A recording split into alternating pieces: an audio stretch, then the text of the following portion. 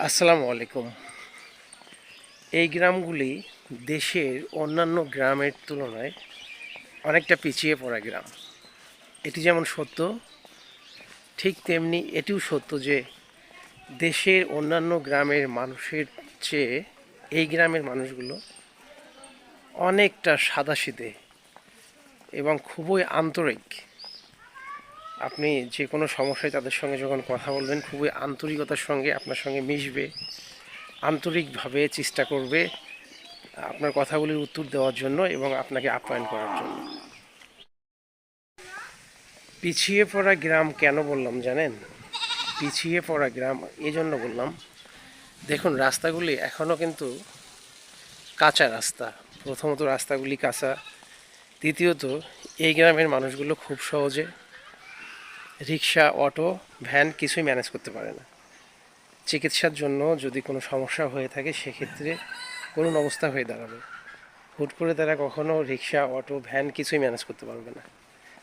তো সব কিছু মিলিয়ে বর্তমানে আধুনিক যুগ, আধুনিকতা আমাদের দেশে বিরাজমান, ছড়িয়ে ছিটিয়ে আছে প্রত্যন্ত অঞ্চলগুলিতে, কিন্তু তার চেয়ে এখানে তারা অনেকটা পিছিয়ে আছে, বিশেষ করে যোগাযোগ ব্যবস্থার কারণে।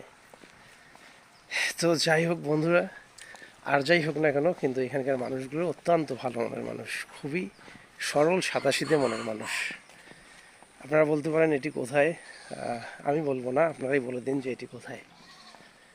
তবে শুধু এটুকু বলবো যে এটি হচ্ছে উত্তরবঙ্গের কোনো একটি জেলা এবং খুব সুন্দর জেলা, যেখানে আপনি ন্যাচারাল খাবার খেতে পারবেন এবং সুন্দর মনোরম পরিবেশে ঘুরতে পারবেন। সব কিছু মিলে খুব ভালো ভালো মনের মানুষ তারা। কিন্তু ওই যে পিছিয়ে আছে, অনেকটাই পিছিয়ে আছে। আমি এখন যেখানে আছি, সত্য আমি চাইলেই এখানে অটো ম্যানেজ করতে পারবো না, আমি চাইলেই কোনো ভ্যান ম্যানেজ করতে পারবো না। আমি যদি শারীরিকভাবে অসুস্থ হয়ে পড়ি, তো দেখা যাবে যে আমি চাইলেই তাৎক্ষণিকভাবে সেবা নিতে পারবো না, বিশেষ ওই চিকিৎসা সেবা আমি তাৎক্ষণিকভাবে চাইলেই নিতে পারবো না। তো এইসব কারণে এখানকার লোকজন অনেকটা পিছিয়ে আছে।